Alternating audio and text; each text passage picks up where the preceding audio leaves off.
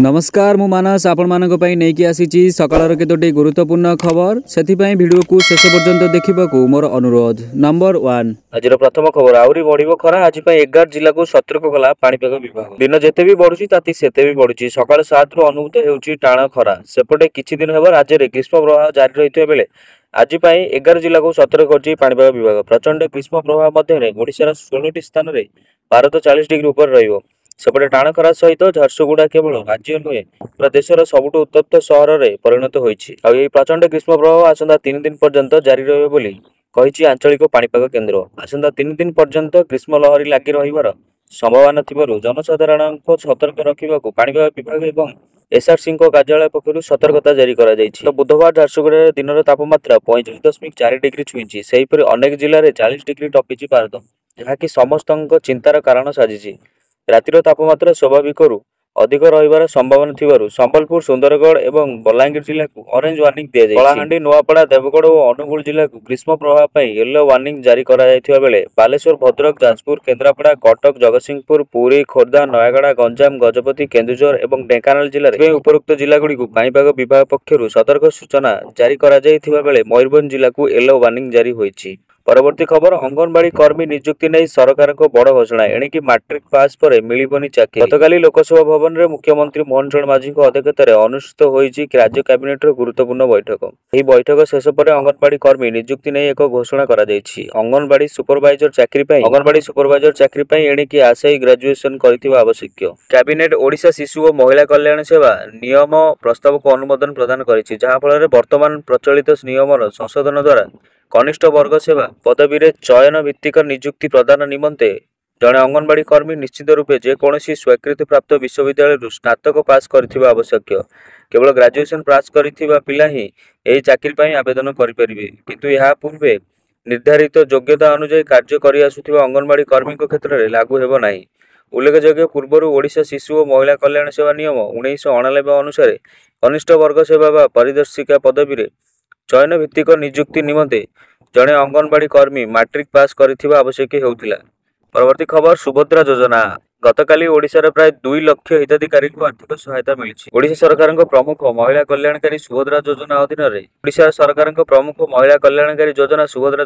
रे राज्य रे प्राय 2 लाख महिला हिताधिकारी को आर्थिक सहायता प्रदान करा जायछि। एही पर्याय योजना रे षष्ठ पर्याय बंटन भाबे अटे, जोंथिरे 31 मार्च 2025 सुधा आवेदन जमा करिथिबा महिला माने 2टी किस्ती सहायता राशि पाइछन्ति। गतकाली बंटन रे प्राय 2 लाख महिला को सुभद्रा योजनार आर्थिक सहायता प्रदान करा जायथिला, जहा महिलांक आर्थिक स्थिति को सुदृढ़ करबा सह सेमानकु छोट व्यवसाय किंबा आत्मनिर्भरशील कार्यकलाप करिवार सहायक हेबो। एही पर्याय जे महिला माने मार्च 31 सुधा आवेदन करिसेंति एवं योग्य विवेचित होइसेंति से माने एही सहायता पाइछन्ति।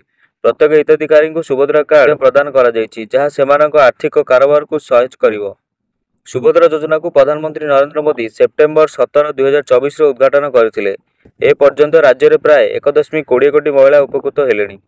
प्रथम पर्याय 25 लाख महिला उपकृत होइथिले, द्वितीय पर्याय 39 लाख, सेपरि तृतीय पर्याय 20 लाख, चतुर्थ पर्याय 18 लाख एवं पंचम पर्याय 2.30 लाख महिला सहायता पाइछन्ति। ଏହା ବ୍ୟତୀତ मार्च 8, 2025 रे अंतर्जातीय महिला दिवस अवसर रे 1.18 कोटी महिला को द्वितीय किस्ती 5000 टंका प्रदान करा जायथिला।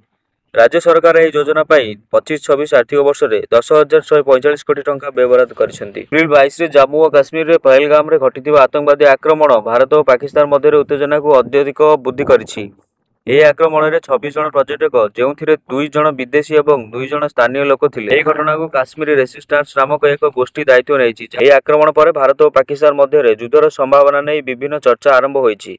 पहलगाम रो उपत्यका रे एही आक्रमण घटिथिला, जेउठारे 4 रु 6 जन आतंकवादी सामरिक पोशाक जंगल बाहरी पर्यटक मानक उपरे आतर्कित गुलीचालना करथिले। प्रत्यक्षदर्शी मुताबक आक्रमणकारी माने मुख्यतः पुरुष मानक टार्गेट करथिले, जहा फल रे एही घटना रे भयावहता विषय रे वर्णना करिबारे एही आक्रमण 30 वर्ष रे काश्मीर पर्यटक मानक उपरे होइथिबा सबुठारु मारात्मक आक्रमण बोली विवेचना करा जायछि। परवर्ती खबर रेकर्ड स्तर रु तळकु खसिला सोना मूल्य। दिनकर दर 3700 टंका खसिला। 23 रे बजेट रे सोना एवं रूपा उपरे केंद्र सरकार सीमा शुल्क ह्रास परे सेतेबेले गोटे दिन रे सोनार मूल्य 3600 टंका ह्रास होइथिला। तेबे आज बाजार रे सोनार मूल्य कमिथिले मध्ये रूपा मूल्य रो वृद्धि परिलक्षित होइछि। रूपा केजी 508 टंका वृद्धि पाइछि, 96,115 रे पहुंचिछि। ପୂର୍ବରୁ ରୂପାର ମୂଲ୍ୟ ପ୍ରତି କିଲୋଗ୍ରାମ 95,627 ଟଙ୍କା ଥିଲା। ପରବର୍ତ୍ତୀ ଖବର, ରାଜ୍ୟରେ ଗଠନ ହେବ ନୂଆ 20ଟି ବିଜ୍ଞାପିତ ଅଞ୍ଚଳ ପରିଷଦ। ପ୍ରତିକ୍ରିୟା ତ୍ୱରାନ୍ୱିତ ପାଇଁ ଜିଲ୍ଲାରୁ ଆସିଲା ରିପୋର୍ଟ। ରାଜ୍ୟରେ ଗଠନ ହେବ 20ଟି ନୂଆ ବିଜ୍ଞାପିତ ଅଞ୍ଚଳ ପରିଷଦ। ଏନ୍ଏସି ଗଠନ ପ୍ରକ୍ରିୟା ତ୍ୱରାନ୍ୱିତ ପାଇଁ ଜିଲ୍ଲାରୁ ରିପୋର୍ଟ ମିଳିବା ପରେ ଏହାର ତର୍ଜମା ପାଇଁ ପଞ୍ଚାୟତରାଜ ବିଭାଗକୁ ପଠାଯାଇଛି ଗୃହ ଓ ନଗର ଉନ୍ନୟନ ବିଭାଗ। ଜିଲ୍ଲାପାଳଙ୍କୁ ରିପୋର୍ଟ ମାଗିଥିଲା ଗୃହ ଓ ନଗର ଉନ୍ନୟନ ବିଭାଗ। ବର୍ତ୍ତମାନ ସୁଦ୍ଧା 20 ଏନ୍ଏସି ପାଇଁ ରିପୋର୍ଟ ପହଞ୍ଚିଛି। ରାଜ୍ୟରେ 17% ସହରାଞ୍ଚଳ ରହିଛି। ଏହାକୁ 30%କୁ ବୃଦ୍ଧି କରିବା ପାଇଁ ଯୋଜନା କରୁଛନ୍ତି ସରକାର।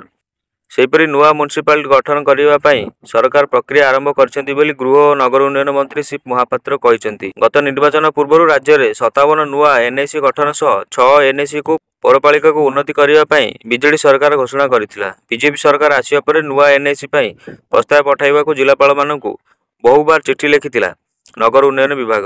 ପରବର୍ତ୍ତୀ ଖବର, ପାକିସ୍ତାନ କବଳରେ ଥିବା ବିଏସ୍ଏଫ୍ ଯବାନ ଫେରିବା ସୁନିଶ୍ଚିତ, ଲାଗୁ ହେବ ୱିଙ୍ଗ କମାଣ୍ଡର ଅଭିନନ୍ଦନଙ୍କ ଭଳି ଏହି ନିୟମ।